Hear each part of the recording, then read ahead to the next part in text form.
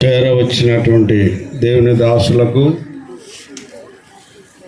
బంధువులకు, వారి ఇంటి వారికి అందరికీ ప్రభువైన యేసుక్రీస్తు నామములో వందనాలండి.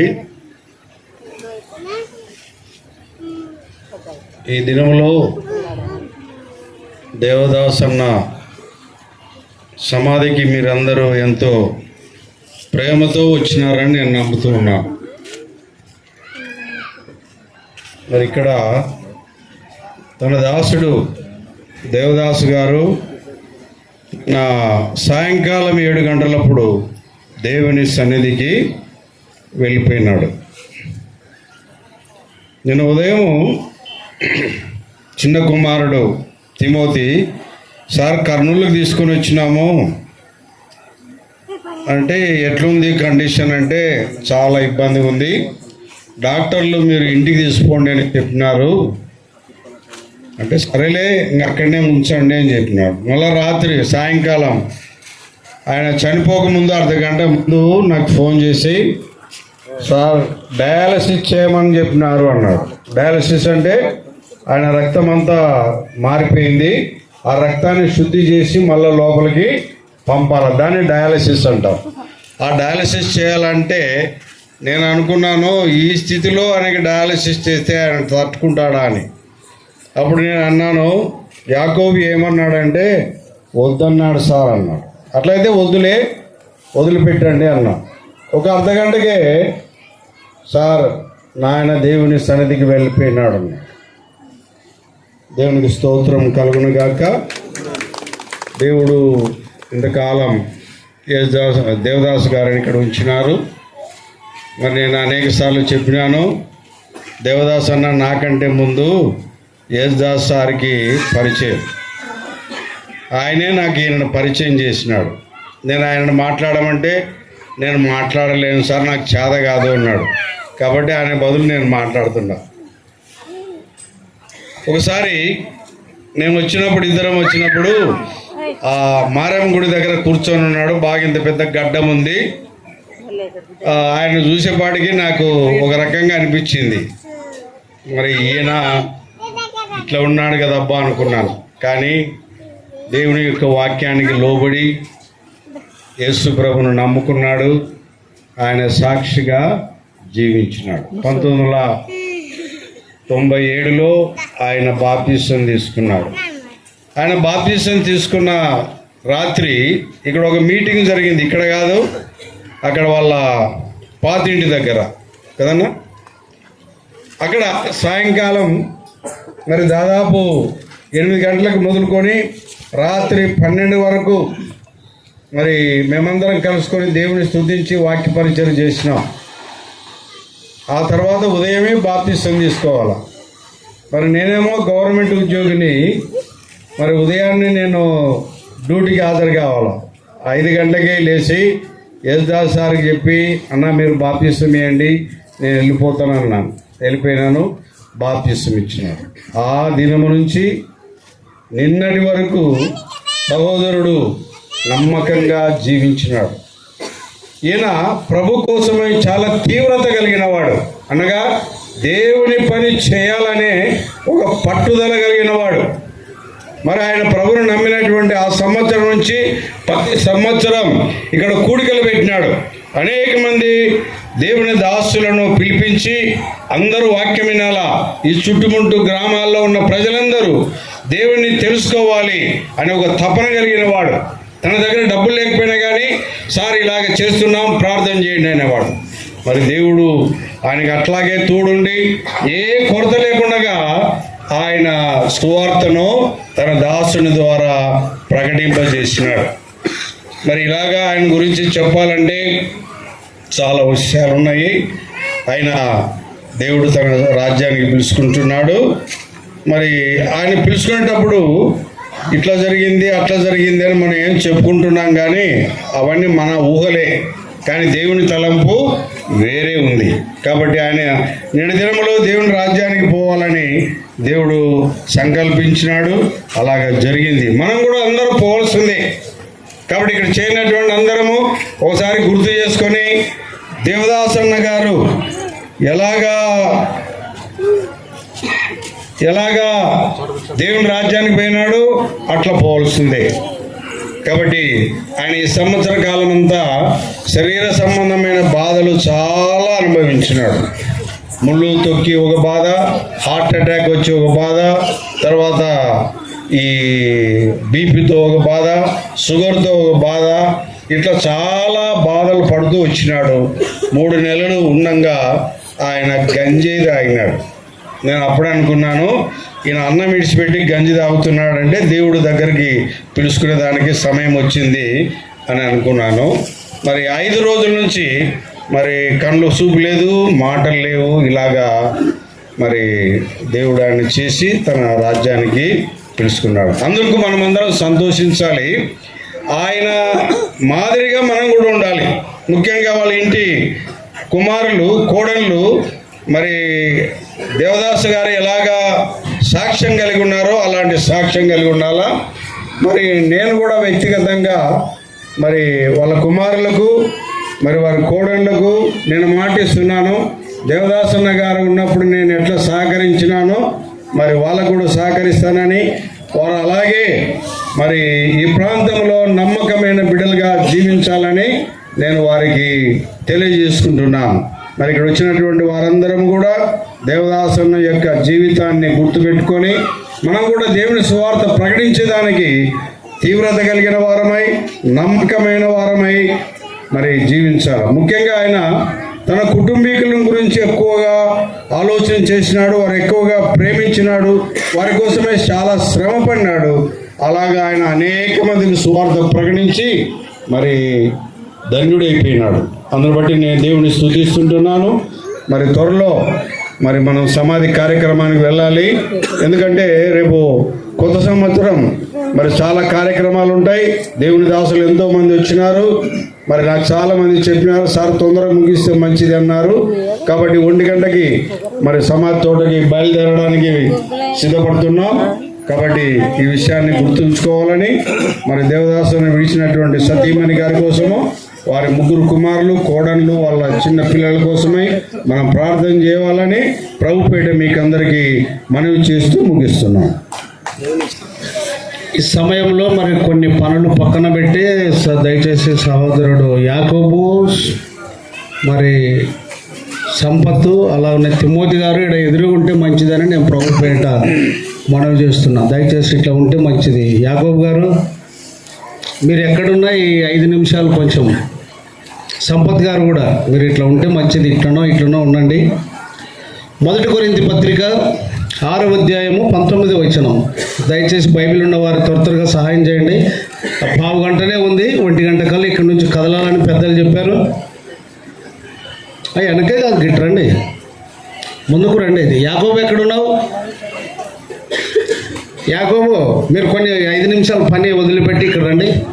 అది చదవండి తీసిన వారు. 1 కొరింథీ 6:19. ఇంతసేపా? భోజన పదార్థములు ఒక్కరు గట్టిగా, చిన్నగా కాదు, ఇంతమందికి వినపడద్దా? మీ దేహము దేవుని వలన మీకు అనుగ్రహింపబడి, మీ దేహము దేవుని వలన మీకు అనుగ్రహింపబడి మీలోనున్న పరిశుద్ధాత్మకు ఆలయమై ఉన్నదని మీరు ఎరగరా? మీలోనున్న పరిశుద్ధాత్మకు ఆలయమై ఉన్నదని మీరు ఎరగరా? మీరు మీ సొత్తు కారు, విలువ పెట్టి కొనబడిన వారు గనుక మీ దేహముతో దేవుణ్ణి మహిమపరచుడి. మన ముందు ఉన్నటువంటి దేవదాసు గారు తన దేహముతో దేవుణ్ణి మహిమపరచాడని మనకు బాహ్యంగా కనబడిన ఆయన పరిచర్యను బట్టి చెప్పగలం. అదే మాట మనందరం కూడా పోల్చుకోవాలి, చూసుకోవాలి. ఈ దేహముతో దేవుణ్ణి మహిమపరచాలి అలా ఎవరక్కడ ఒక 5 నిమిషాలే తొందర అయిపోయింది, టైం 1 గంటకంతా, కొద్దిగా ఉండండి. కాబట్టి దేవదాసు గారి కుటుంబంలో ఉన్నటువంటి కోడళ్లకు, భార్యకు, కుమారులకు నేను చెప్పేది ఏమిటంటే, మీ నాయనను మాదిరిగా ఉంచుకొని యేసు వైపు చూస్తూ ముందుకు సాగాలి. 1. రెండవదిగా ఆదికాండం 3వ అధ్యాయం 19వ వచనం. త్వరగా, ఇంతసేపా? అయ్యయ్యో, నీవు నేలకు తిరిగి చేరు వరకు నీ ముఖపు చెమట కార్చి నీ ముఖము చెమట కార్చి ఆహారం తిందువు ఆహారము తిందువు. ఏలైనగా ఏలైనగా నేల నుండి నీవు తీయబడితివి నేల నుండి నువ్వు తీయబడితివి గనుక నీవు మన్నే కనుక నువ్వు మండే గనుక తిరిగి మన్నైపోదు అని చెప్పి ఏమైపోదు అని చెప్పాను. ప్రభువు స్తోత్రం కలుగును గాక. ఆకాశములు భూమి గతించిన నా మాటలు ఏమాత్రము అట్టి దేవుణ్ణి మహిమపరిచి ఒకసారి మనం అంత జయధ్వనులతో ప్రభువుని హర్షించదగ్గ సంతోషం కలగజేసుకుందాం. హల్లెలూయా, గట్టిగా హల్లెలూయా. ప్రభు స్తోత్రం కలుగును గాక. ఈ మాటను ఎవ్వరు కూడా తీసివేయలేరు. యేసు ప్రభువుని నమ్మినా నమ్మకపోయినా ప్రతి ఒక్కరూ మంటికి మన్ను కావాల్సిందే. దీన్ని ఎవరు తప్పించుకోలేరు. ఇది రెండవ మాట. ఇక శ్రమల సంగతి చూడండి. అపోస్తుల కార్యము 9వ అధ్యాయము 16వ వచనం. త్వరగా ఇంతసేపా? అయ్యో నాకు టైం అయిపోతుంది 1 గంట. 9:16. ఇతడు నా నామము కొరకు ఎన్ని శ్రమలు అనుభవించవలనో ఈతడు నా నామము కొరకు ఎన్ని శ్రమలను అనుభవించవలనో నేను ఇతనికి చూపుదునని అతనితో చెప్పాను.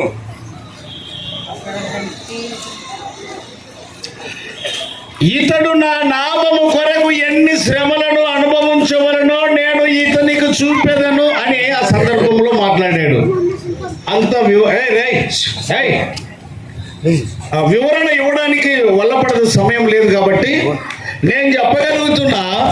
శ్రమలు లేని వారు ప్రభు అయిన యేసు క్రీస్తునందు శ్రమలు వద్దనుకునేవారు యేసు క్రీస్తుని దూరం చేసుకునేవారు.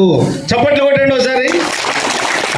యేసు క్రీస్తును దూరం చేసుకునే వాళ్ళకి చప్పట్లతో మనం సన్మానం చేయాలి. అది మనం.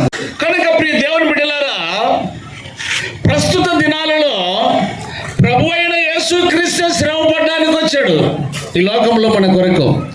విశ్వసించిన వారికి నేను చెప్తున్నా, యేసు క్రీస్తు నమ్మకం ఉంచిన వారికి చెప్తున్నా. ఇక్కడ చాలా మంది అమ్మలు, అన్నలు, బంధువులు, రక్త సంబంధికులు వచ్చారు. వారికి ఆ వాక్యం అర్థం కాకపోవచ్చు, కానీ ఇది అర్థం కావాలంటే యాకోబు, తిమ్మోతి, సంపత్ వీరే వాళ్ళకి అర్థమయ్యేటట్టు బ్రతకాలి. 3 కొడుకులు అలా బ్రతకాలి. అలా బ్రతకకపోతే వాళ్ళ తండ్రి యొక్క పరిచర్య కనుమరుగైపోయే అవకాశం ఉన్నది. ఇది బాగా గుర్తించాలి. చూడండి, క్రైస్తవులై యేసు క్రీస్తునందు విశ్వాసం ఉంచిన వారికి నేను చెప్పేది ఏమిటంటే, ఫిలిప్పీలకు రాసిన పత్రిక 1వ అధ్యాయము 31వ వచనం. 30. క్రీస్తునందు విశ్వాసం ఉంచుట మాత్రమే కాక క్రీస్తునందు విశ్వాసం ఉంచుట మాత్రమే కాక ఆయన పక్షమున శ్రమ పడుటయు. ఇక్కడ చాలా మంది సేవకులు ఉన్నారు, దైవజనులు ఉన్నారు. వాళ్ళని కిందపరచుటకు నేను నిలబడలేదు, కానీ ప్రోత్సహించుటకు, బలపరచుటకే నేను నిలబడ్డాను. శ్రమలు మీ సంఘాలలో ఉంటే మీ సంఘ విశ్వాసులు ధన్యులు, వారిని బలపరచుటకు మీరు కూడా ధన్యులే. చాలా మంది దిక్కులు చూసుకుంటూ వెళ్తారు, శ్రమలు పోగొట్టుకోవాలని, కష్టాలు పోగొట్టుకోవాలని. మేము ప్రార్థన చేస్తాం, అవి లేకుండా మాకు ఫోన్ చేయండి, మా నంబర్ తీసుకోండి అని కూడా చెప్తారు. ఇది వాక్య విరుద్ధం అని నేను చెప్తున్నా. అపోస్తుల కార్యం చూడండి, 14వ అధ్యాయం 22వ వచనం. అపోస్తుల కార్యం 14:22. అయ్యయ్యో అమ్మ, ఇక్కడ బయటకి రావాలి స్వరం. శిష్యుల మనసులను దృఢపరచి విశ్వాసమందు నిలకడగా ఉండవలననియు అనేక శ్రమలను అనుభవించి ఎన్ని శ్రమలు. ఇప్పుడు తిమోతి గారు నిలబడి చెప్పారు, మరి మీ నాయనకి ఇన్నోటి ఎందుకొని. ఆ రక్షకుడైన యేసుక్రీస్తు శ్రమ పడడానికి వచ్చాడు. ఆయన నమ్మి యేసుక్రీస్తును నువ్వు ఎన్నడైతే అంగీకరిస్తావో శ్రమలు ప్రారంభమవుతాయి. శ్రమలలోనే రక్షణ ఆనందం, పరలోకపు ఆనందం ఆ శ్రమలలోనే. కనుక ఈ మధ్యాహ్న కాల సమయంలో సమాధి తోటకు వెళ్ళక మునుపు ఎవరైనా సరే నీకు శ్రమలు ఇప్పటి వరకు ఉన్నావంటే నీ అంత మనగాడు ఎవరు లేరు. మళ్ళీ చదువు ఆ వచనం, 22వ వచనం. శిష్యుల మనసులను దృఢపరిచి విశ్వాసమందు నిలకడగా ఉండవలననియు అనేక శ్రమలను అనుభవించి ఎన్నండి 1, 2, 3, 4, 5. చాలా మంది లెంట్ డేస్ అని 40 దినాల శ్రమలు గట్టు కట్టుకొని తాడు కట్టుకొని ఉపవాసం ఉండి తతంగం చేసి సంఘాలను మభ్య పెడుతూ ఒక పొద్దు ప్రార్థనలు అంటూ జ్యూస్ ప్రార్థనలు అంటూ ఏమేమో తతంగాలు నేర్పిస్తున్నారు. నేను చెప్తున్నా, ఈ సమయంలో దేవదాసు గారి యొక్క అంతిమ యాత్ర సందర్భంగా నీవు 40 దినాలు అది మనుషులు కల్పించిన పద్ధతి, అది కట్టుబాటు. కారణం ఏమిటి అనంటే చూడండి, అక్కడ మత్తయి సువార్త 16వ అధ్యాయము 23వ వచనం.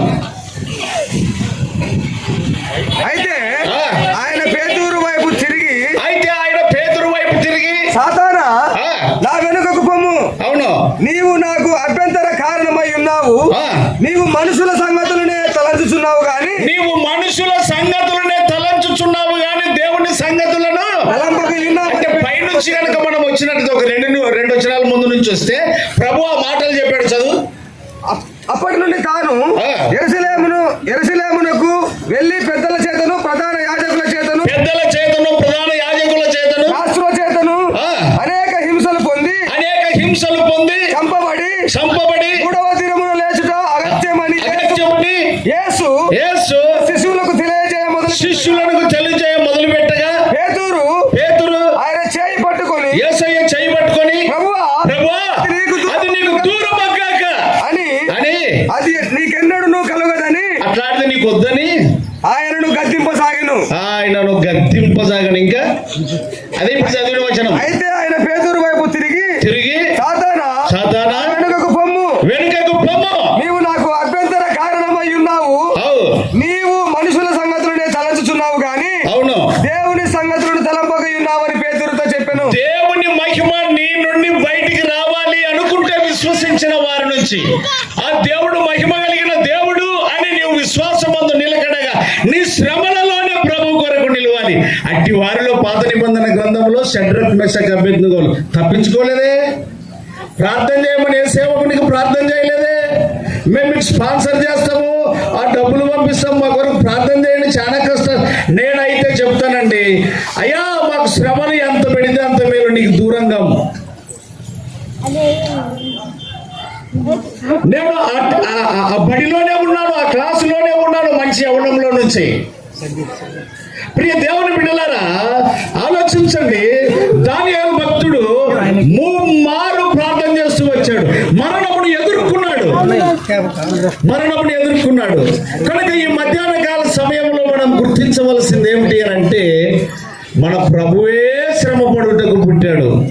శిలువ మరణం, శ్రమలు. కనుక చాలా మంది ఆయన అట్టేలే చెప్పేది, ఎట్లా చెప్పేది బైబిల్ చెప్పేది, అది నాకు చెప్పేది ఏమో రాసుకొచ్చుకున్నానా, ఎవరిని చదవమంటే అదే మాట చదువుతారు. కనుక శ్రమలలో నుండి చూడండి ఒక మాట, ఎఫెసీయులకు రాసిన పత్రిక 3వ అధ్యాయము 18వ వచనం చూడండి, ఏముంది? కాబట్టి మీ నిమిత్తమై గట్టిగా చదువా.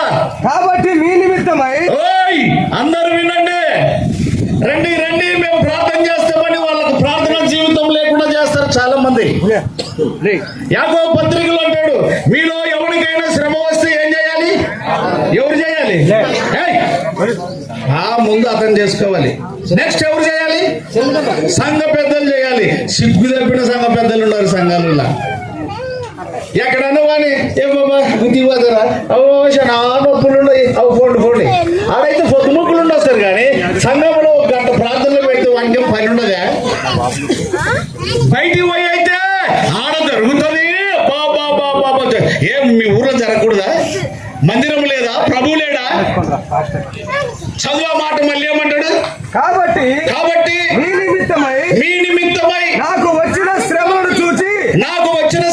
చూచి మీరు అధైర్యపడవద్దని. ఓ తిమోతి, ఓ యాకోబు, సంపత్, మీ నాయనకు వచ్చిన శ్రమలను బట్టి మీరు అధైర్యపడవద్దండి. గద్దరాళ్ళ గ్రామంలో ధైర్యంగా మీరు ఉండాలి. ప్రభు అయిన యేసు క్రీస్తు చెప్పాడు 16:33. ఎవరి సువార్త 16:33. ఇంతసేపా 1 గంట అని చెప్తుంది. నాయన మీకు సమాధానం కలుగునట్లు, ప్రభు అయిన యేసు క్రీస్తునందు సమాధానం కలుగునట్లు ఈ మాటలు మీతో చెప్పుచున్నాను. విశ్వసించిన అందరితో ఈ మాటలు చెప్తున్నాడు దేవదాసు గారి యొక్క అంతిమ యాత్ర సందర్భంలో. ఏమని? లోకంలో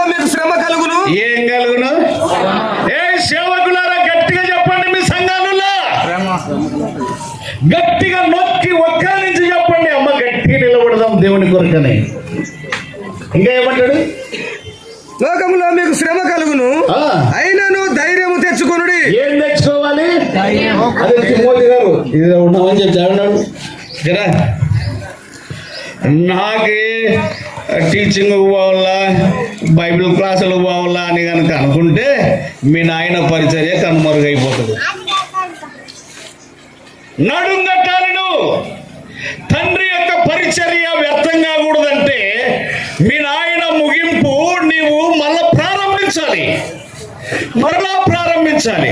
5:30 చూడండి, న్యాయాధిపతులు 5. మీరు నాకు టైం చెప్పండి, అట్లే మాట్లాడతాను అనుకోవద్దు, నేను ముగించేస్తాను. న్యాయాధిపతులు 5 చివరి వచనం.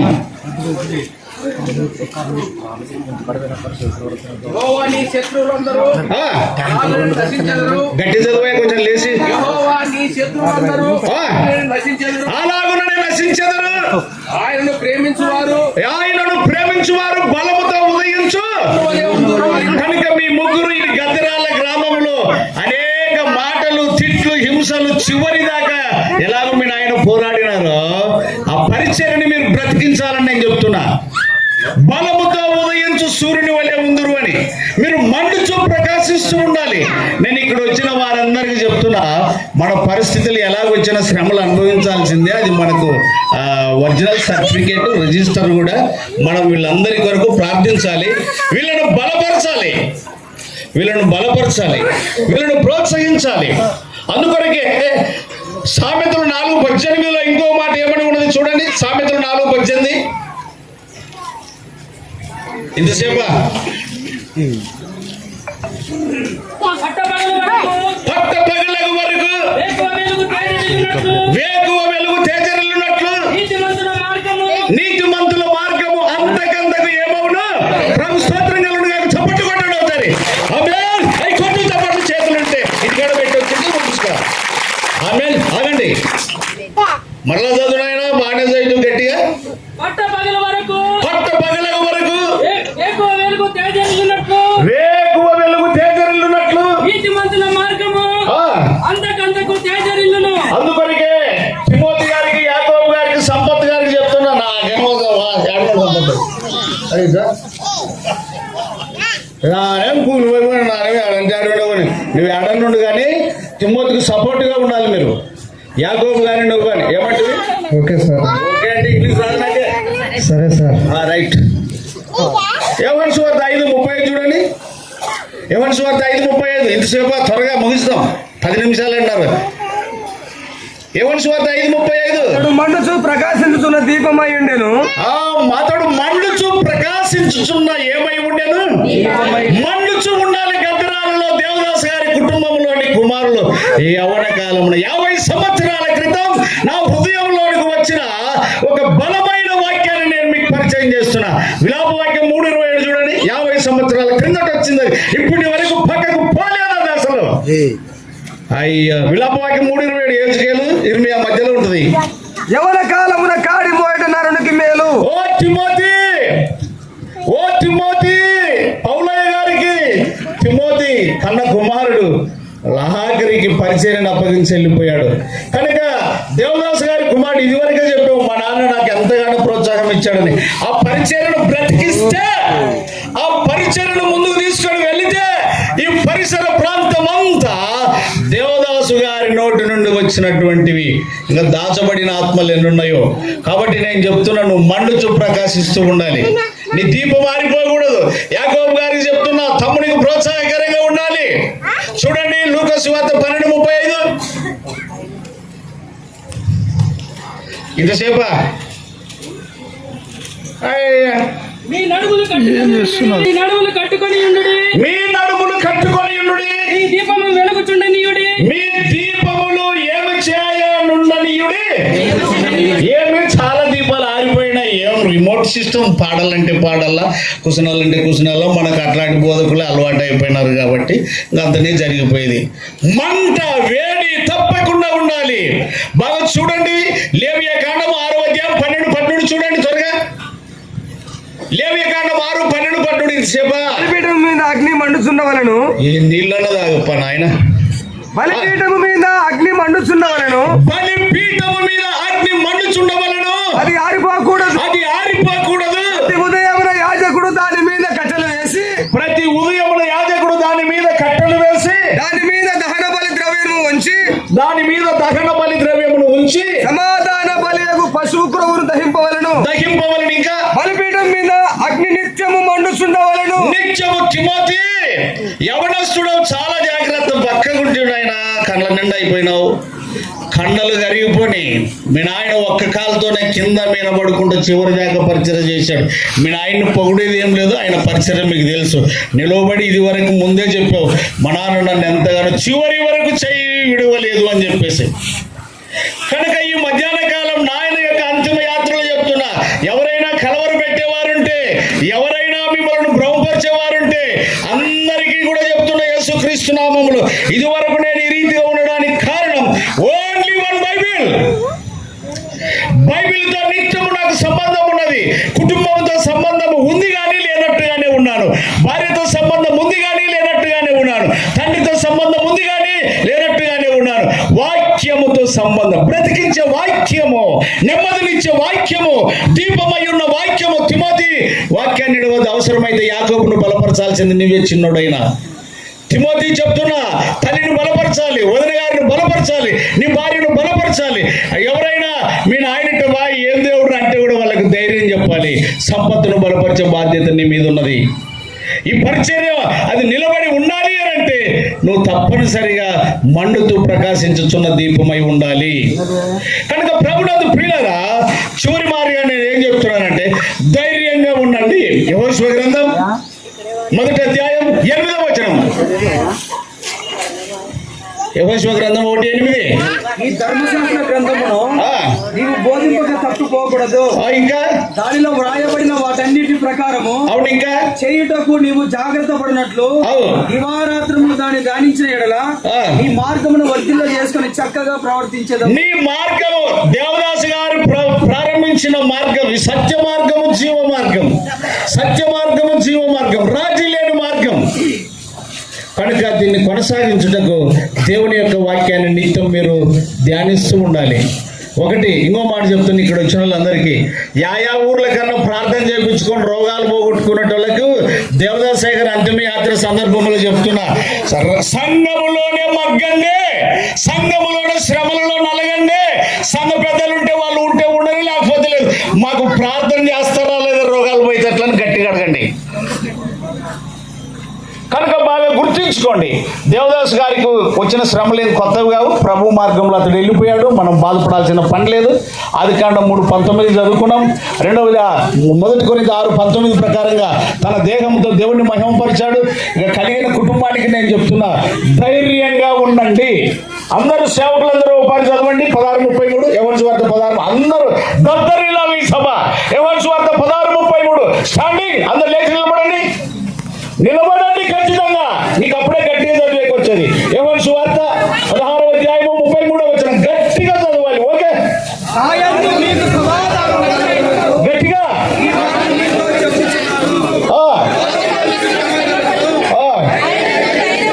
ఏం తెచ్చుకోవాలి?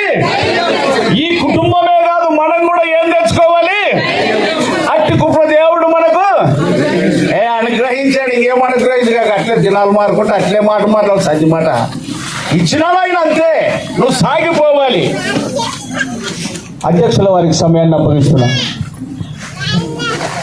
దేవునికి స్తోత్రం కలుగును గాక. ఇంతవరకు మనము దేవుని దాసుని ద్వారా మరి హెచ్చరికలు విన్నాము.